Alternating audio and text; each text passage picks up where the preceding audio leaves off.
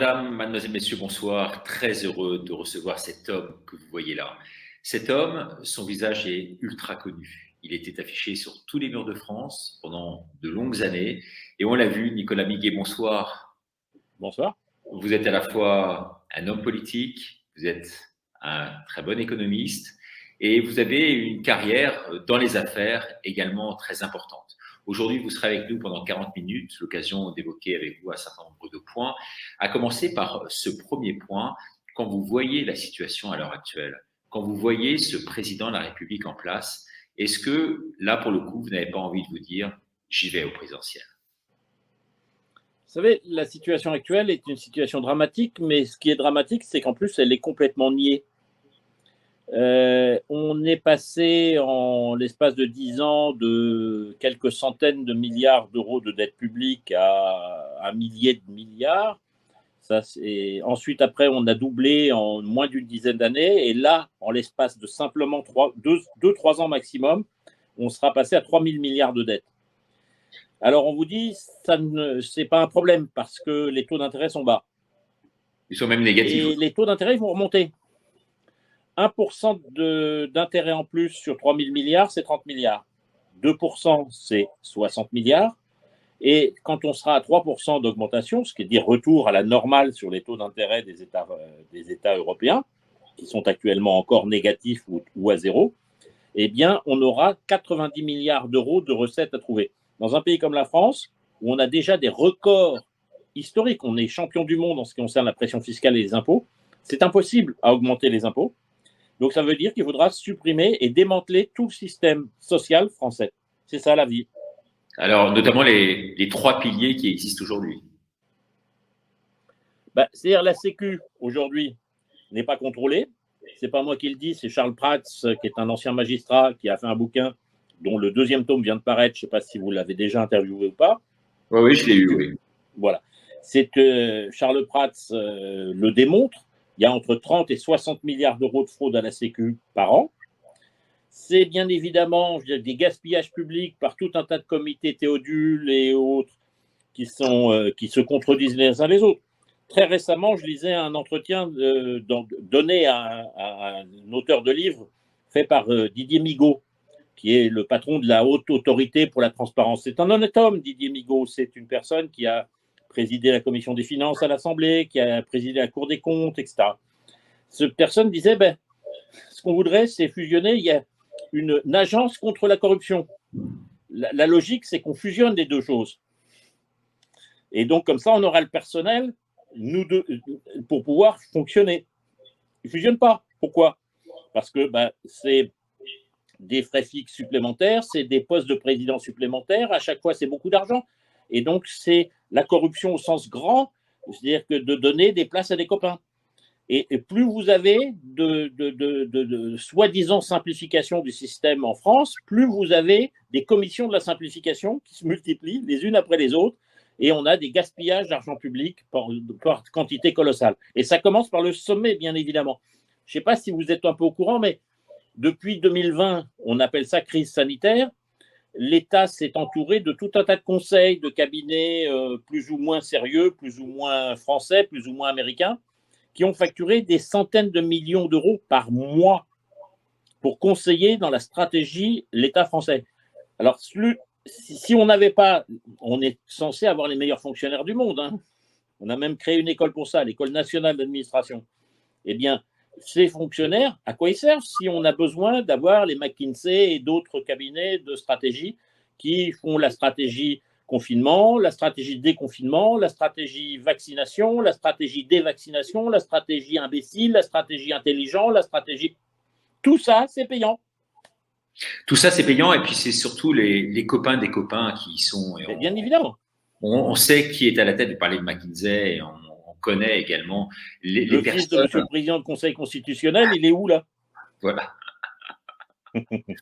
Et donc, au-delà du fait et de ce constat qui est terrible, qui est le vôtre aujourd'hui sur la Une TV, d'après vous, quel serait, parce que on a bien compris que tout est gangréné de l'intérieur, il faudrait un grand nettoyage, mais comment opérer à ce grand nettoyage, étant donné que tout est verrouillé finalement? Ils ont le contrôle, ils ont le pouvoir, ils ont l'argent.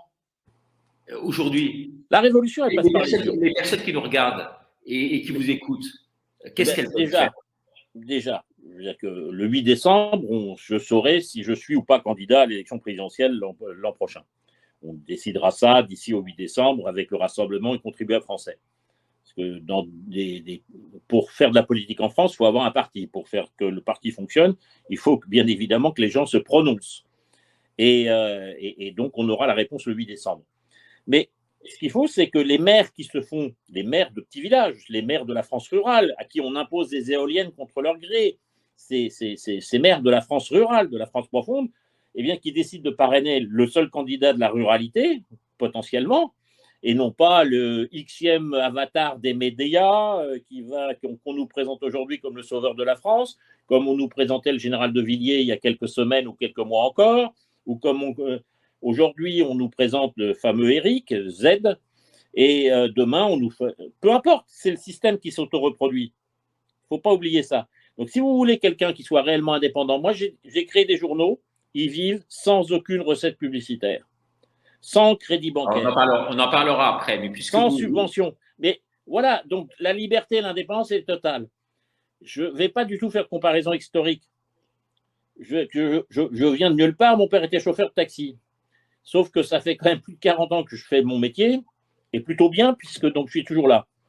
Et les solutions pour la France, pour redresser la France, je les connais. On les a publiées déjà à plusieurs reprises, dans des programmes, toute l'âme de la France, 110 propositions, etc. Mais ça commence déjà par purifier le sommet.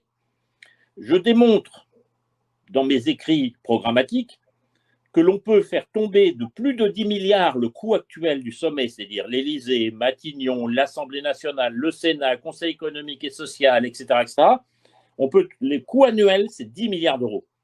On peut le faire tomber à moins de 2 milliards, 1,5 milliard pour être précis. C'est simple. On réduit à 300 le nombre des députés, à 200 le nombre des sénateurs, on réduit à 12 le nombre de ministères et on met tout le monde groupé dans un endroit unique qui sera d'une sorte de Washington à l'échelle de la France, qui est autour du château de Vincennes, l'hôpital Bégin et l'ancien emplacement de l'état-major des armées. L'espace, il existe, il est là.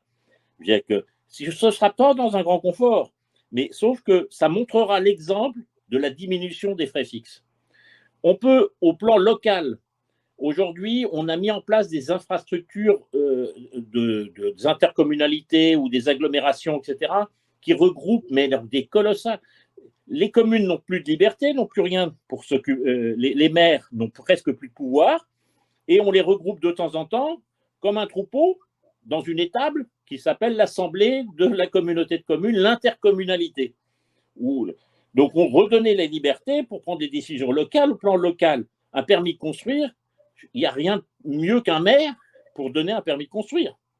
Et si jamais il n'applique pas la loi, il y a des recours qui sont possibles.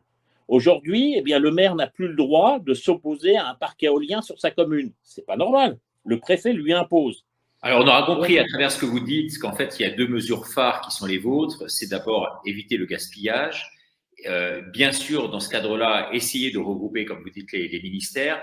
Et puis, cette fameuse décentralisation qui est un marronnier. Retrouver ce qui se passait il y a 30 ans. Non, mais la décentralisation, je veux dire, tous les candidats en parlent systématiquement lors de chacune des élections et on se rend compte que finalement, le pouvoir des régions, le pouvoir local n'existe pas aujourd'hui. Et ce pouvoir, vous parliez des maires tout à l'heure, qui appartiennent maintenant à une forme d'intercommunalité, le pouvoir du maire, qui était pourtant essentiel aujourd'hui, est encore dilué dans ce système-là. On s'axera sur, en ce qui concerne, vous parlez de décentralisation, je n'utiliserai pas ce mot-là. Sur le pouvoir du maire, c'est-à-dire la cellule communale, l'ancienne paroisse, l'endroit du terroir dans lequel la France vit et elle a son cœur qui bat. Ensuite, on supprime le conseil régional en tant que tel et on dit que les conseillers départementaux, dont on aura divisé par 2 le nombre, de 4000, ils seront plus que 2000, siégeront de façon occasionnelle, 2 fois par an, en interdépartementalité, c'est-à-dire ils auront une session qui s'occupera des 5 départements normands, des 5 départements de Pays de Loire, des 4 départements bretons. Et d'ailleurs, les 4 départements bretons pourraient choisir de siéger avec la Loire-Atlantique, ce qui est tout à fait normal, sur un certain nombre de sujets qui leur sont communs, et la Loire-Atlantique, siéger avec Orléans ou siéger parce qu'il y a de la vallée de la Loire, elle ne s'arrête pas à Angers. Donc, il peut y avoir sur des sujets communs d'avoir, donc, on tombe de 6 000 élus, qui coûtent très cher à la République, à 2 000 élus seulement. Donc, on divise par 3 le coût. Nicolas, on comprend bien ces mesures. Vous parliez tout à l'heure d'une échéance de décembre pour savoir si vous alliez décider ou pas de vous lancer dans les présidentielles. Pour se lancer dans les présidentielles, il faut ces fameuses 500 signatures. Aujourd'hui, c'est pas évident de les avoir. Il faut vraiment se lancer à l'attaque. Est-ce que vous avez pris les dispositions en ce sens? Parce que c'est bien gentil de dire. Déjà, je me permets de vous rappeler que chaque année depuis 2002, enfin chaque élection présidentielle depuis 2002, j'ai obtenu un certain nombre de maires qui ont désiré parrainer ma candidature. Donc, premièrement, c'est un fait avéré, prouvé et public, puisque ça a été publié par le Conseil constitutionnel. La liste de mes parrains a toujours été publiée. Non, mais pardonnez-moi, je suis obligé de vous couper, mais vous n'avez jamais obtenu les 500 signatures. Jamais eu, bien sûr. Ensuite, mais ça n'empêche que j'en ai eu plusieurs centaines à chaque fois. Oui, deuxième chose, c'est pas possible à faire. Regardez par exemple un homme que j'estime beaucoup, qui pourtant a ses qualités et ses défauts, Jean Lassalle, a eu 720 parrainages très officiellement publiés par le Conseil constitutionnel lors de la dernière élection présidentielle. Donc, ce n'est pas une mission impossible. Les trotskistes, les candidats trotskistes, tous aussi divers qu'ils sont, ont obtenu 2000 et quelques parrainages. Il faut que celles et ceux qui me regardent et qui disent c'est intéressant qu'un mec comme ça il puisse avoir le droit à la parole, eh bien qu'ils aillent voir leur cousin qui est maire, leur copain qui est de classe qui est maire, etc., disent ce coup-ci, parraine Miguet. Il y a 35 000 maires ou maires délégués en France. La dernière élection, 8 000 seulement ont signé pour différents candidats, parce que ce ne sont pas des professionnels politiques, et ils ont eu un taux d'abstention de 80%. Si le taux d'abstention tombe simplement à 70%, cela permet à ce moment-là à 3 500 maires de s'exprimer. Ça ne veut pas dire qu'ils votent, ils permettent à des candidats de s'exprimer. Et je crois que chaque auditeur, chaque téléspectateur de votre émission peut faire le boulot, parce qu'on connaît souvent des maires, là où on a une résidence secondaire, là où on a un copain de classe qui est devenu maire du village, etc., etc. Et donc, aller le voir en disant « Miguel, je trouve que c'est important ces idées ». Donc, tous les maires, on leur écrit, mais le classement est plus ou moins vertical, fonction tout simplement donc, de l'image qu'ils peuvent avoir. Et l'image, c'est la personne qui vient lui dire « Dis donc, il faut que tu parraines Nicolas ». Alors justement, vous avez effectivement cette grande force, hein, Nicolas, d'avoir sillonné la France entière, la France profonde. On vous a vu notamment dans de très nombreux restaurants avec des équipes de campagne, des gens que vous avez. Quand on n'a pas de moyens, on n'a pas d'équipe de campagne, mais en revanche, on a des gens qui payent 50 €, dont 2 tiers sont déductibles, pour pouvoir assister à un dîner-débat ou un déjeuner-débat. J'en ai fait plus d'1 millier en l'espace d'une quinzaine d'années. C'est ça. Et ces gens-là, ils viennent avec leurs amis. Des prescripteurs par la suite, oui. C'est des militants, c'est actifs, hein. C'est des ambassadeurs pour vous. Exactement. Au moins, ils connaissent de vrai. Vous avez aujourd'hui une sorte de maillage régional extrêmement important, ce qui peut vous permettre de vous lancer au présidentiel, c'est ça? Plusieurs milliers de personnes m'ont rencontré, ont débattu avec moi. Chaque semaine, j'ai des dizaines de milliers de lecteurs qui lisent l'Hebdo Bourse Plus, ils sont abonnés, ils ont visiblement, ils sont contents puisqu'ils se réabonnent. Donc, ces personnes-là, je veux dire qu'effectivement, ça crée un vrai maillage territorial. Ça n'a rien à voir avec un candidat qui sort d'une émission et qui d'un seul coup décide je vais ou j'y vais pas, je me laisse désirer, et qui est actuellement très haut dans les sondages, et tant mieux pour lui. Ce qui montre bien d'ailleurs la misère de l'offre en face. Alors justement, vous dites un candidat qui dit j'y vais ou j'y vais pas. Vous savez, vous n'êtes pas naïf que le système, c'est plus celui-ci là aujourd'hui. C'était peut-être celui-ci avant, mais en tout cas plus celui-ci aujourd'hui. Aujourd'hui, on est basé sur un système globaliste où les personnes sont parachutées, et les mêmes personnes qui sont au gouvernement à l'heure actuelle ou à la présidence décident quel sera l'adversaire voulu, avec justement une forme de cheval de Troie. Vous évoquiez un certain monsieur Z tout à l'heure, c'est un peu le cas, hein.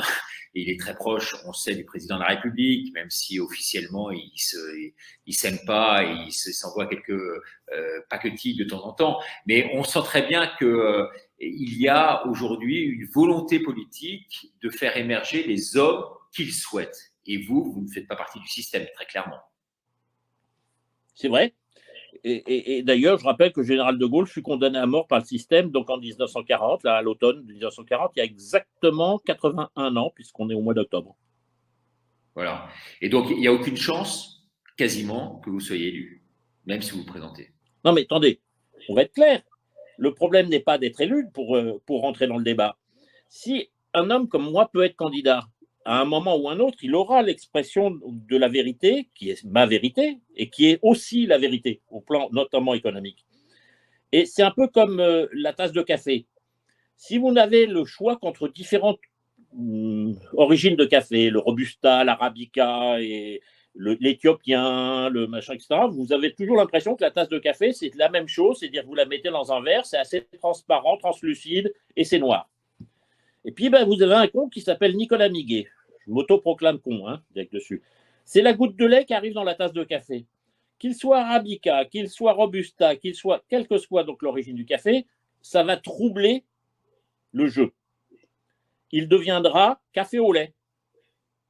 Et on verra, il ne sera plus aussi translucide, puisqu'il y aura une goutte de lait, une seule goutte de lait. Donc, simplement rappeler des vérités dans un débat, que quoi qu'il en coûte, c'est assassin pour les générations suivantes. Dire que mettre 3 000 milliards de dettes, on en a hérité de 2 000 et passer à 3 000 milliards de dettes, c'est anodin. C'est pas vrai. Ça veut dire qu'on est en train de basculer du système social mis en place entre les années 30 pour les premières assurances sociales et les années 45-46 pour donc, le système modernisé, l'invention de la Sécu, etc. On l'éteint. Pour passer à quoi? On ne sait pas. C'est comme la retraite à points. La retraite à points, on vous dit, il n'y aura pas de changement, ne vous inquiétez pas. Sauf qu'un jour, on va baisser la valeur du point. Donc, le problème, c'est que derrière tout ça, on sent que c'est pas finalement d'arriver, parce que vous êtes conscient quand même de vos limites, c'est pas d'arriver à la plus haute partie. Mais vous savez, j'ai fait 12,2% des voix aux élections départementales. Oui. Et les candidats du RCF, quand ils sont présents dans un débat, ils pèsent. Donc, c'est d'être un trublion qui vous amuse peut-être aussi. Mais oui, mais c'est pas seulement que ça m'amuse, mais que c'est utile au pays. Quand vous avez quelqu'un qui est un peu Cassandre, qui ouvre les portes de l'avenir en disant attention, il y a un gouffre juste devant, faites attention, n'avancez pas trop, soyez prudents. Eh bien, cette personne-là fait œuvre utile. C'est comme Charles Prats quand il écrit son bouquin sur les fraudes sociales et sur les gaspillages. Avant, on n'en parlait pas. Depuis son bouquin, on commence à en parler. Moi, je donne des solutions pour pouvoir arrêter la fraude sociale. C'est-à-dire simplement faire comme on a fait pour les vaccinodromes, dire voilà, vous avez pendant 6 mois, vous avez 6 mois pour pouvoir justifier de nouveau de tous vos droits. Donc revenez avec vos dossiers. Et vous passez dans une salle des fêtes communale, etc. Et vous avez vos dossiers, vous aurez un entretien, vous pouvez prendre un rendez-vous ou venir à l'improviste et vous faites la queue jusqu'à temps qu'une place se libère. Et attention, le 1er janvier de l'année 2023, votre carte vitale n'est plus valable, vos droits à la retraite ne seront valables que si vous avez des centaines voire même des milliers de centenaires en Algérie. Non mais on se moque de qui? Ils touchent des pensions, mais qu'on leur demande, moi j'ai rien contre que le climat algérien soit un très beau climat, et ces gens qui ont travaillé chez Renault ou chez Peugeot, ils ont droit à vivre dans leur pays d'origine et toucher leur retraite, c'est normal, c'est naturel, mais pas le petit-fils de la personne en question. Donc il faut que les personnes viennent au consulat et apportent les preuves de vie pour justifier tous les 6 mois donc leur droit à la retraite. Donc la fraude, c'est des milliers, des millions de personnes qui, des fois, n'ont même pas le sentiment donc, de frauder, mais ceci dit, à la fin, ça fait 30 à 50 milliards. Certains, dans une commission d'enquête parlementaire, disent 70 milliards par an. Alors, Charles Prats, que vous citez, lui, effectivement, a écrit un bouquin pour ça, pour le dénoncer. Mais pourquoi vouloir aller à tout prix aux élections présidentielles?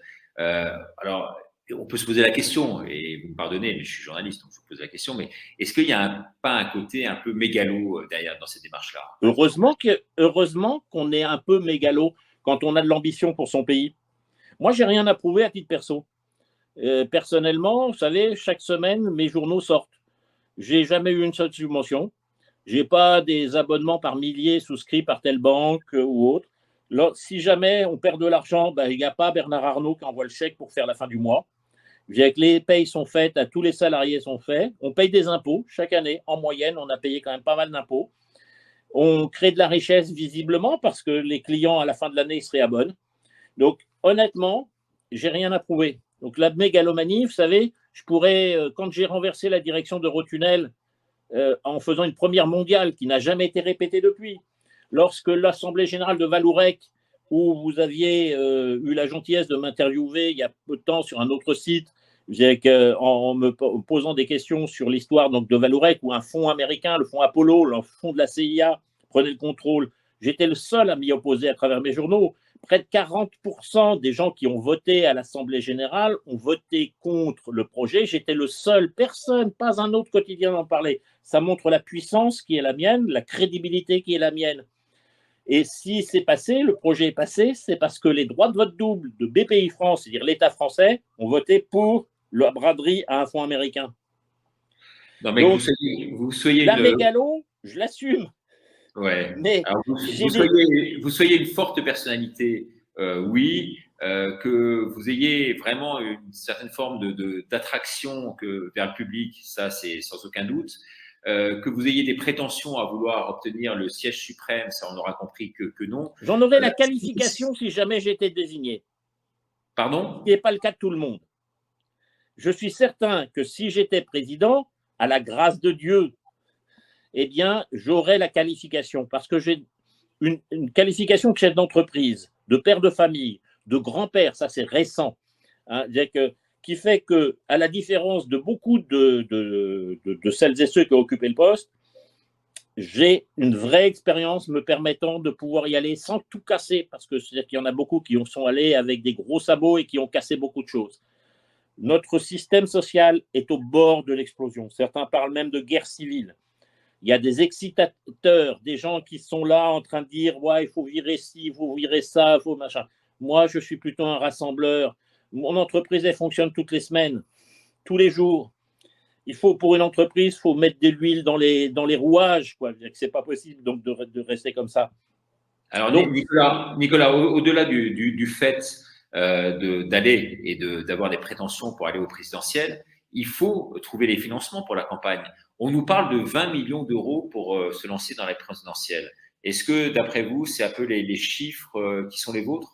Et si oui, où allez-vous trouver cet argent? Parce que même si vous avez réussi dans les affaires, on l'aura compris, on parlera tout à l'heure, bien sûr, de vos sites de bourse, parce que là, vous avez vraiment des conseils extrêmement avisés et on pourra en parler dans un instant. Mais avant cela, où allez-vous trouver cet argent pour financer votre campagne? Mais d'abord, quel est le curseur? Vous venez de citer le chiffre de 20 millions qui est le plafond des dépenses pour un candidat au premier tour. 26 ou 27 millions pour un candidat au deuxième tour. Sachez que M. Sarkozy, selon la justice, a dépensé 46 millions. C'est-à-dire qu'au-delà du plafond, il a été condamné récemment pour cela. Mais vous savez que M. Jean Lassalle, qui était candidat la dernière fois, il a dépensé 400 000 euros seulement. Donc, on peut très bien, surtout. Oui, mais avec le résultat, la clé qu'on connaît. Excusez-moi, mais bon. Oui, mais bon, sachez quand même que quand vous avez. Il y a un candidat putatif actuellement, quand il fait une séance dédicace de son livre, pour vendre son livre, il fait rentrer les gens, il fait payer 15 euros. Eh bien, le Rassemblement contribuable français, quand on fait un dîner-débat, les gens, ils payent leur part au repas. On n'est pas comme M. Xavier Bertrand qui met 300 personnes dans une salle à Tingebray, dans l'Orne, à côté de chez moi en Normandie, où il y a eu 8 autocars qui coûtent à chaque fois 800 euros donc, à écouter, qui ont ramené les personnes des clubs du troisième âge. Bon, donc on peut faire une campagne onéreuse et faire une campagne modeste. Alors, vous dites, je dirais qu'avec le succès modeste de Jean Lassalle, le problème n'est pas d'avoir 2%, d'avoir 5%. On a beaucoup de respect pour l'homme. On a beaucoup de respect pour l'homme. Voilà. Je considère que de réunir sur son nom plusieurs centaines de milliers de voix, d'être le facteur d'influence, le faiseur de roi, entre guillemets, c'est tout à fait possible. Ça ne veut pas dire que je serai élu président de la République si je suis candidat, cher ami. Richard, figurez-vous que j'ai une occupation hebdomadaire à faire. On l'aura compris, oui. voilà, vous n'en doutiez pas. Et bien, je veux dire que ne pas être élu n'est pas non plus un échec, mais faire passer des idées, montrer que ces idées sont entourées par des centaines de milliers d'électeurs, voire peut-être même des millions d'électeurs, eh bien, ça peut être une réussite formidable, parce qu'ensuite, plus rien n'est comme avant. C'est la théorie de la goutte de lait dans la tasse de café. Est-ce que vous ne pensez pas, et ça c'est une autre vision des choses, je ne sais pas comment, et vous allez nous dire comment vous vous situez dans cette crise au niveau sanitaire, mais vous savez qu'il y a une opposition qui est extrêmement forte aujourd'hui au régime actuel, qui se matérialise par des manifestations, bon là qui sont en train de baisser un peu, en tout cas en nombre, pas en qualité des manifestants, mais en tout cas en nombre. C'est vrai que cet été, c'était des raz-de-marée dans toutes les villes de France. Pour y avoir été dans chacune des manifestations, on a pu voir ça, c'est absolument incroyable. J'ai assisté à plusieurs manifestations et j'ai constaté de mes yeux, et effectivement, la détresse de la population. Voilà, ce qui veut dire qu'on est au bord, on peut être au bord d'une vraie prise de conscience et d'une surprise, parce qu'aujourd'hui, le raz-de-marée, c'est les gens peut-être vont dans les rues pour manifester de temps en temps, mais surtout le raz-de-marée que l'on constate à chaque scrutin, c'est celui des abstentionnistes. Si l'abstentionniste, il a envie un jour de s'exprimer et de dire quelque chose de fort, il ira voter pour le fils de chauffeur de taxi et de prof de mathématiques, qui est ma pauvre personne. Et là, croyez-moi, que si vous avez les 25, 30, 40% ou 50% d'abstentionnistes selon les élections qui viennent et qui vont aux urnes, eh bien, ça va changer. Ça va beaucoup changer les choses. On a une rente, les sortants s'autoproclament uniques représentants de la parole véritable et de la vérité vraie. C'est comme ça. Et vous avez parlé des frais de financement. Quand vous avez dans une campagne électorale le système des banques, ils ne financent que les sortants, puisqu'ils ont une garantie de solvabilité. Alors que si vous ne demandez rien aux banques et que vous demandez à vos sympathisants et amis, vous faites passer un chapeau, laquette à chaque dîner-débat, eh ben vous récupérez l'argent suffisamment pour pouvoir faire cette modeste campagne, payer les affiches. Le Rassemblement des contribuables français, depuis 2000, enfin pas tout à fait 2000, 1999, a dû faire coller ou coller des millions d'affiches dans toute la France, partout. Tout le monde l'a remarqué. Ces affiches, elles ont été payées par les dons qui sont parfois de 50 euros, parfois de 150, parfois de 1000 euros, mais des dons de personnes physiques. Les partis politiques aujourd'hui ne connaissent plus la population. Ils ne s'adressent plus à elle. Ils n'ont plus de cotisants, mais ils s'en fichent parce qu'ils ont des subventions publiques. Voilà. Nous, c'est pas le cas. C'est effectivement ça. Mais ma question, vous ne m'avez pas laissé le temps de poser ma question. Je vais quand même vous la poser. Désolé, Richard, je suis parfois un peu enthousiaste. C'est une qualité comme un défaut. C'est une de vos qualités en tous les cas. Mais ma question est la suivante. C'est effectivement aujourd'hui les hommes politiques, on voit ces blancs bonnets, bonnets blancs, ils passent d'un camp à l'autre, d'un parti à l'autre, on ne sait même plus quels sont les partis, qui est dans l'opposition de qui par rapport à quoi. C'est vraiment, on est dans un no man's land absolument total. Et les syndicats aussi ne sont pas dans l'opposition comme ils étaient avant. En tout cas, c'est la même chose, ils vivent de subventions désormais.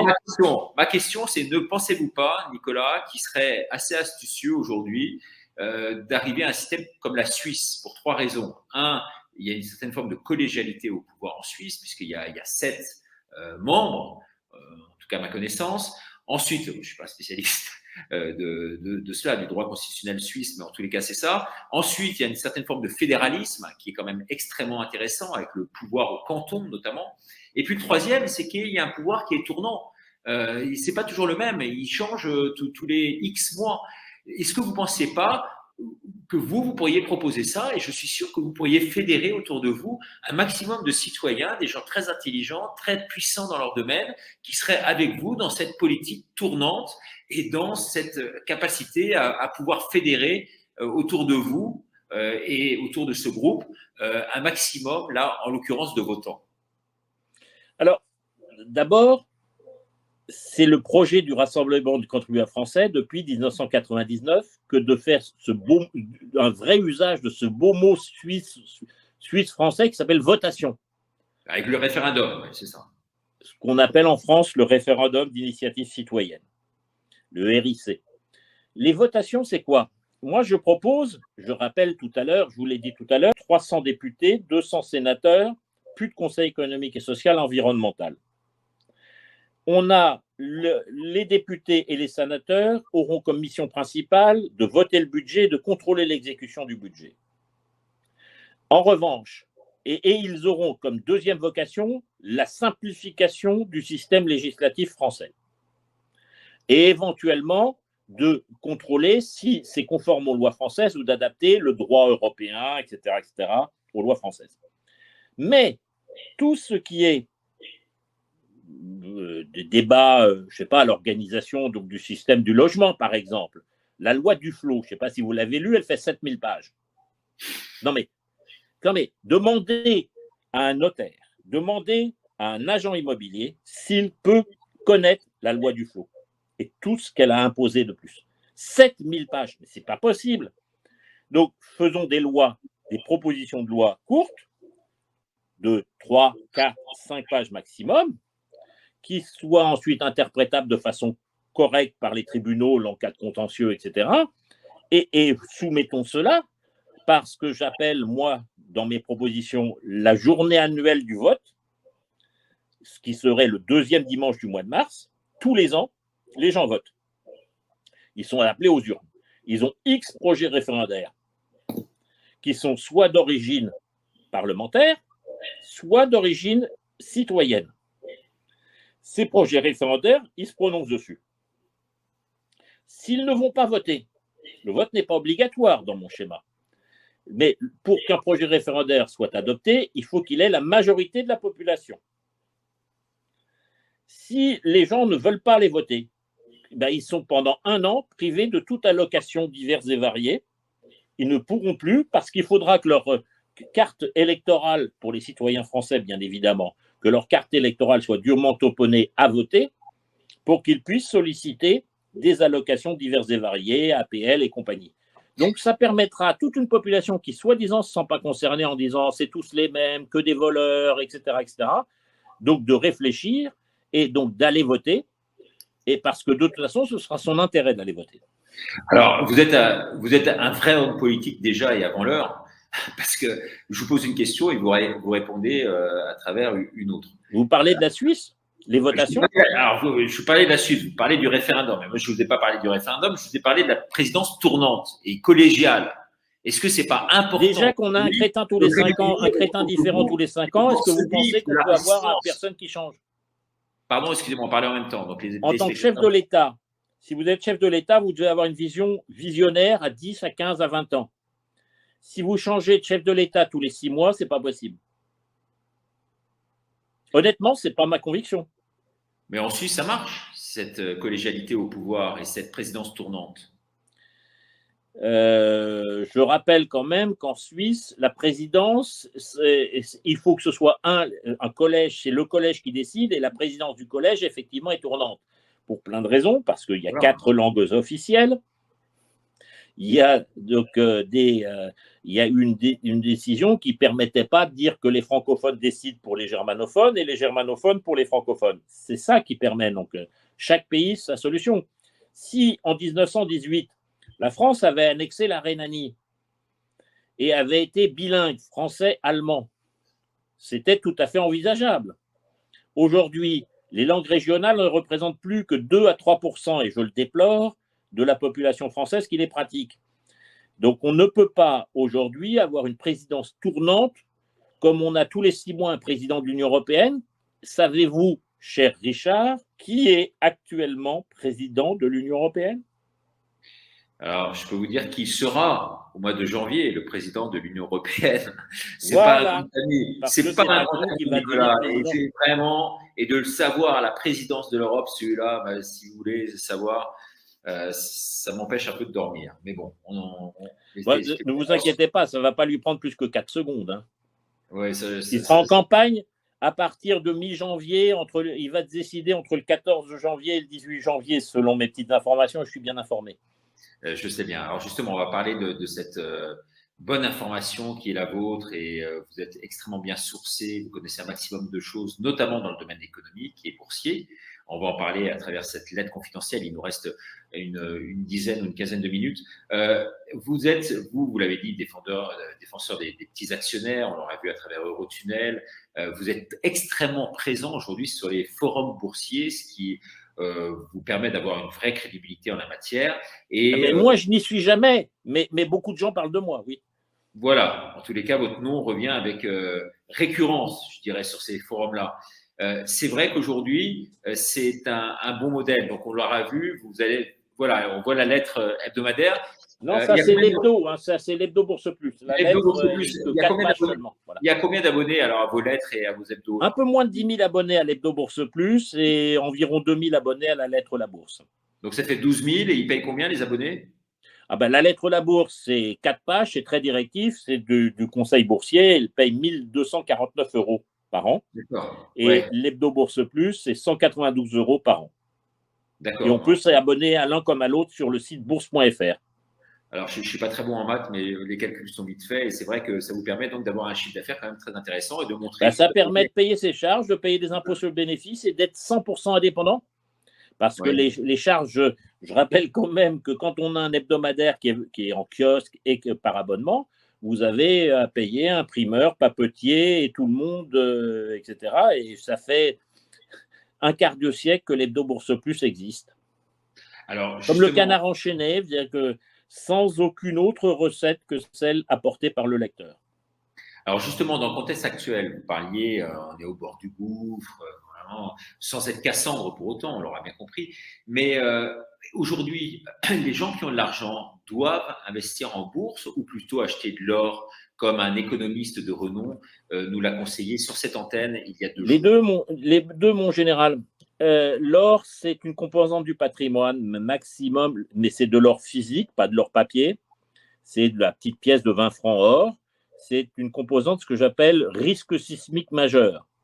D'avoir des Napoléons chez soi pour 1,5, 2 ou 3% maximum de la valeur globale du patrimoine. Le patrimoine, c'est la maison où on habite, c'est tout un tas d'actifs divers et variés, des parts dans sa société et l'argent qu'on a sur son compte en banque et le portefeuille boursier éventuellement. Donc l'ensemble du patrimoine, moins les dettes, et on doit avoir pour 1,5, 2 ou 3% selon son angoisse qu'on peut avoir en or physique. Ça ne rapporte pas de bénéfices ni de dividendes, une pièce d'or, mais c'est donnable de la main à la main. Et bien évidemment, surtout, c'est que si un jour il y a une vraie crise avec une pénurie alimentaire, etc., avec des pièces d'or, on mange. Ouais. Et vous y croyez à ça, cette crise alimentaire et cette pénurie? Mais je n'ai pas à croire. Moi, je crois au bon Dieu, je suis catholique pratiquant. Donc, je ne crois pas aux faits économiques. C'est déjà beaucoup, oui. Mais voilà. vous êtes comme saint Thomas, il faut voir pour le croire. Non, l'économie, là, ce sont des systèmes de conseil économique. L'économie, dans le monde entier, a des périodes de très graves crises. Vous avez aujourd'hui un pays dont on ne parle pas, c'est hors des radars, c'est le Venezuela, cher au cœur de M. Mélenchon. Ils viennent de supprimer encore 5 zéros sur leur billet. On en est, j'ose pas le dire, on en est, le Bolivar du temps de M. Chavez, il vaut, je n'ose même pas dire, c'est pas un trillionième, parce qu'ils ont supprimé 18 ou 22 zéros, je ne me souviens plus tellement. C'est de l'hyperinflation. 7 millions d'habitants ont fui le Venezuela pour aller dans les pays voisins, en Colombie et au Brésil principalement, et ils sont dans la misère la plus totale et absolue. Bien évidemment, on rigolera si on dit qu'ils n'ont plus de papier à chiottes. Non, mais ce n'est pas que ça. C'est le pays qui est assis sur les plus belles réserves de pétrole du monde. Les sables bitumineux de l'Orénoque, c'est une réserve colossale. C'est un pays qui est potentiellement, c'était la principale richesse économique, non seulement du Venezuela, mais de toute l'Amérique du Sud. Eh bien, ce pays a été ruiné par le communisme et aujourd'hui, les gens meurent de faim au Venezuela.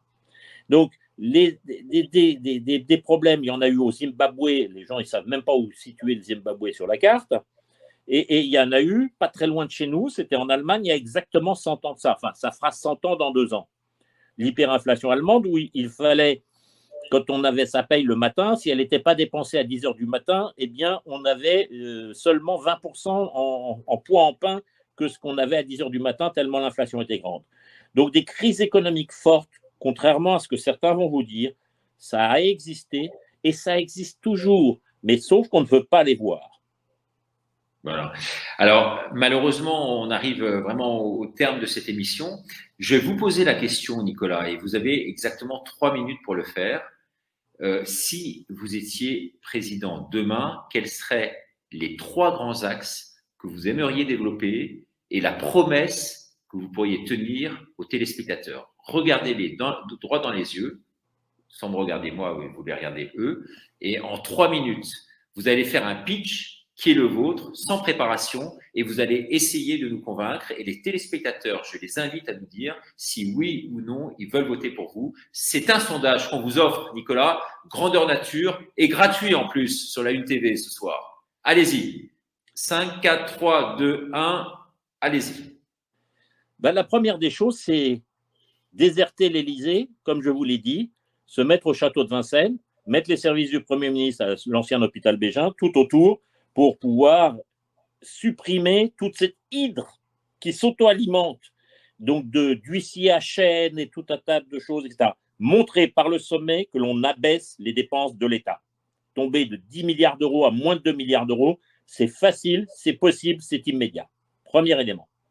Deuxième élément, c'est supprimer le système actuellement qui s'empile les uns sur les autres de l'intercommunalité et dire que les communes sont totalement libres dans leur périmètre historique, qu'elles soient libres de s'associer pour faire un syndicat des ordures ménagères ou autre chose, et que les départements vont rester la base territoriale de l'organisation avec les préfets pour l'État et les élus départementaux, et les départements remplaceront les conseils régionaux qui, en se réunissant, selon les choses.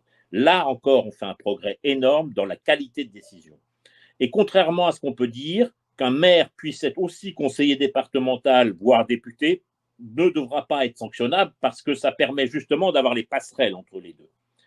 Ensuite, bien évidemment, dans les mois qui suivront une éventuelle arrivée au pouvoir, que Dieu nous entende, eh bien, il y aura changement de toutes vertes vitales que vous avez aujourd'hui dans la poche, qui vont être remplacées par une carte permettant de pouvoir vérifier que la personne y a bien droit. Ce n'est pas moi qui l'ai inventé, ce sont des enquêtes parlementaires comme l'enquête d'un ancien magistrat dans 2 bouquins. Il y a 7 millions de fraudeurs au système social français. C'est inadmissible d'avoir des cotisations aussi lourdes, de dire aux gens, les retraités vont faire des efforts, les actifs, on leur file des charges énormes sur les têtes, et les jeunes, ils ont la dette en héritage. C'est pas possible. Alors, à partir du moment où on commencera à mieux gérer la France, eh bien, on aura la confiance qui va permettre d'avoir le renouveau économique. Et bien évidemment, on aura moins à se prendre sur la figure le choc de la remontée des taux d'intérêt, parce que quand on a 3 000 milliards d'euros de dette, ça veut dire que chaque fois que 1% d'intérêt en plus, ça fait 30 milliards, 2%, 60 milliards, 3%, 90 milliards, ça veut dire qu'on supprime l'armée et l'éducation nationale, parce que c'est ça, malheureusement, qui nous pend au nez comme un sifflet de rond. Alors, bravo, vous nous avez en tous les cas convaincus, mais là, j'ai la question qui tue, là, maintenant, et c'est la dernière question. Sachez que je suis à distance, donc je risque pas d'être atteint par une rafale de mitraillette. Et je n'ai pas la réponse, sachez-le, et c'est ça, vous pouvez en attester. Je vous pose cette question. Nicolas Miguet, est-ce que vous êtes vacciné? Oui. Ah, bah, je ne voterai pas pour vous. Pourquoi? Parce que vous n'êtes pas là aujourd'hui. Alors, attendez, je complète ma question. Désolé, je ne voterai pas pour vous si vous l'avez fait. Je ne voterai pas pour vous si vous l'avez fait de votre plein gré. Si ça a été à l'insu de votre plein gré, à ce moment-là, là, j'attends vos explications. Dans ma vie, j'ai eu. D'abord, je suis rural et je me permets quand même de vous rappeler que les rappels de vaccins, tétanos et tout un tas d'autres choses qu'on vous met avec, de trucs, ces rappels de vaccins, tous les 10 ans, c'est un minimum parce que sinon, en simplement taillant mes rosiers, je risque la mort. Sachez-le. Ouais, ça peut-être, mais là aujourd'hui, c'est pas un vaccin et c'est pas tous les 10 ans. Ah, je ne parle pas du vaccin ARN, je ne sais pas quoi, moi je parle, vous me demandez si je suis vacciné. Ah non, mais non, Attendez, cher ami, contre le Covid. vous m'avez demandé si je suis vacciné. J'ai dit, j'ai Non, fait non, des non, bien rappels, sûr, non, vaccin, non, tétanos, c'est tout un tas d'autres. je suis pas du tout anti-vax, hein, mais mes enfants sont vaccinés, je suis pas du tout anti-vax. Mais en tout cas, je me vaccinerai pas, ni même mes enfants, du Covid, là. Et vous l'êtes du Covid? Ah, mais je vous ai dit, je viens de me faire refaire les rappels de tétanos et compagnie. Voilà. Donc vous votez en touche, vous voulez pas répondre. Non, je n'ai pas voté en touche du tout. Je vous ai dit, alors comme c'est un ensemble de je ne sais combien de vaccins qui se mettent en plus dessus, ça ne m'a pas fait mal spécialement, c'est comme d'habitude. On m'a tapé l'épaule et puis c'était parti, c'est fini. Hein. Je suis rural, je taille mes rosiers avec régularité et le tétanos, c'est quelque chose qui est un vaccin éprouvé. Bon, ben, décidément, vous êtes non pas un bon homme politique, mais un très bon homme politique. Merci infiniment, Nicolas Miguet. Merci à vous, Richard. C'était un réel plaisir de vous accueillir ici. Vous êtes chez vous, sur la Une TV. Merci, au revoir. Merci aux téléspectateurs. Merci, à bientôt. Au revoir.